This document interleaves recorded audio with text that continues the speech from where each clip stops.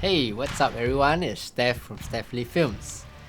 I'm not sure if you guys have heard that here in Singapore we are finally reaching the end of phase 1 of the circuit breaker and moving on to phase 2, which means that more services and shops can start to operate, which also means that here at Steph Films we can start to go out and film and shoot something for our clients. In the past 2 months, I have shot more than 10 videos talking about the Atem Mini Pro.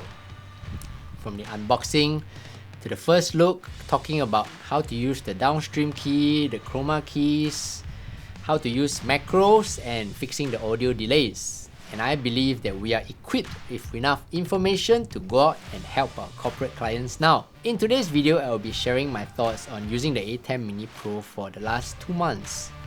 For those who have been watching my videos for some time, I think it will be quite meaningful to watch on, as some of the things I'll be talking about will be personally relatable to you, in one way or another.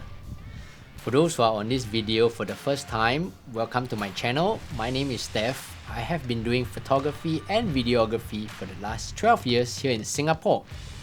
And 2 months ago, at the start of the circuit breaker, I started working on my YouTube channel seriously. And in my channel, I talk about cameras, technology, latest tech news, tips and tricks, and how-to tutorials, mainly on the Atem Mini Pro for the last 2 months. So first up, the latest news that took the industry by the scruff of the neck is, of course, the fixing of the audio latency problem, making Blackmagic Design and their Atem series arguably the leading switcher streaming console out there here in the market right now. As proven by the extremely high demand, sold out nearly everywhere, back ordered on B&H and Amazon, and not to mention the ridiculously overinflated prices on eBay. Well, to be really honest, I was tempted to sell mine on eBay to earn that extra bit of cash. I mean, I could sell my used Atem Mini Pro for a little profit on top of the original price I bought it for. Tempting, right? Well, anyway, I didn't, and the fact is, that's why you guys have so many tutorial videos here on my YouTube channel to learn about this awesome little device, right? So next up, I want to talk about an interesting concept that I came across in one of the online forums recently. So this guy talked about the hammer syndrome. So obviously I had no idea what a hammer syndrome was. So naturally I went to Google and these results came up. Hammer syndrome, resulting from pressing too many Atem Mini console buttons at one time, or pressing too quickly a la pianist style. I think that's just called arthritis, right?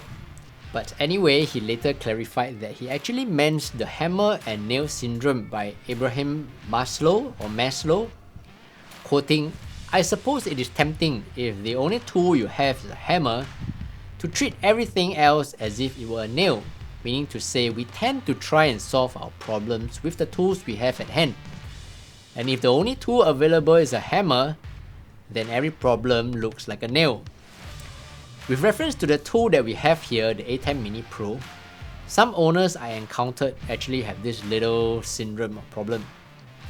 So they own an Atem Mini Pro because it is the latest, it's the hottest and most in-demand piece of live streaming equipment right now.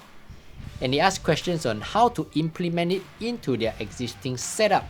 Instead of having an existing setup and acknowledging the limitations and problems they are currently facing, and how getting an Atem Mini Pro will help to solve at least 80 to 90% of their problems in their existing setup. Don't get me wrong, what I want to say is for those non-owners who are watching this video and thinking of getting an Atem Mini Pro, do take a step back, take a deep breath, read up and research on the capabilities of this device and if it really helps to solve your existing setup problems. One very good example I encountered recently was there's this lady who told me like, "Hey Steph, I want to use my DSLR and Atem Mini Pro to stream my yoga classes so that the stream quality looks better, more professional, and I can get more students to sign up." So I said, "Great, fantastic, but do you know that the Atem Mini Pro does more than that, right?"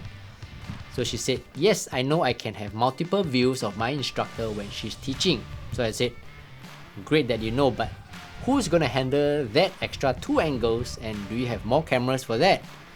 She She said, well, I can get 2 more guys to help out with the extra angles and buy 2 more cameras for that. But actually, on hindsight, I think my yoga class, I just really do need 1 wide angle, right? So in a way, she answered her own question. So my point is, a simple capture card like the Elgato Camlink or any brand of capture card will solve her problem, which will be a fraction of the cost of what she would be paying if she got the Atem Mini Pro. Wait a minute before you guys say anything to berate me. Please understand, I'm 101% firm believer of the Atem Mini Pro. As you all should know by now, and in a heartbeat, I would recommend this to anyone whom I thought will help out their current setup by at least a 30 to 40% increase in their productivity. So the takeaway from this is, understand your needs, then go for the appropriate equipment. Don't buy it just because everyone else is having it. The next thing I want to talk about is the potential and future growth of this console. Okay, the original Atem Mini, as you guys know, was released in November 2019, and the Pro just 5 months later in April 2020. In a way, I'm one of those lucky few who didn't buy the Atem Mini when it was released in 2019. No doubt, groundbreaking technology at that time. But looking back, to be honest, the button placements look too suspiciously arranged. I mean, look at this. It is not that ergonomically placed, right? I mean, missing buttons here and there. Maybe it was a hunch, but I decided to wait out a little bit, and true enough, 5 months later, they released the Pro with so many upgrades that made me say, okay, take my money. The upgrades to the original Atem Mini Pro was definitely, in my opinion, worth putting in the extra cash. However, with that said, there are still disturbingly many empty spaces on the Atem Mini Pro. So, will we be getting an Atem Mini Pro 2 by the end of 2020 that fills up these empty slots?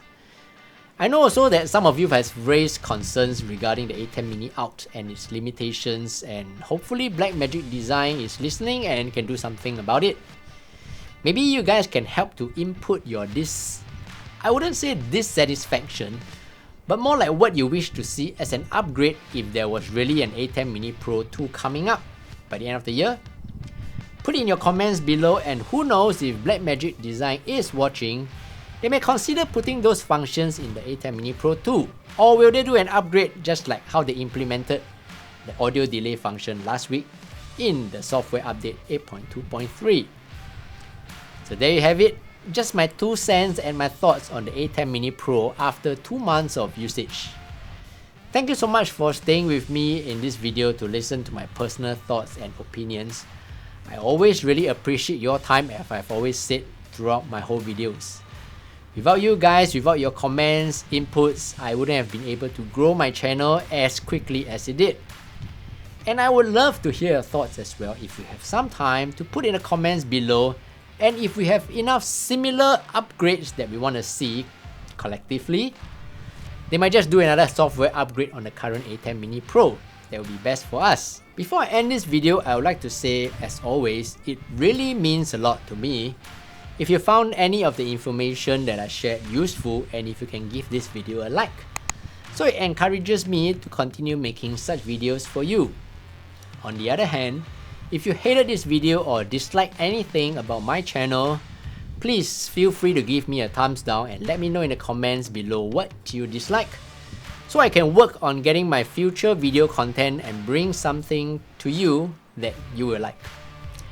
If you want to learn more about photography and videography on this channel, or hear about the latest breaking news on technology like the previous episode where I shared about software updates, don't forget to subscribe and click on the notification bell. And as always, if you have any questions, please let me know.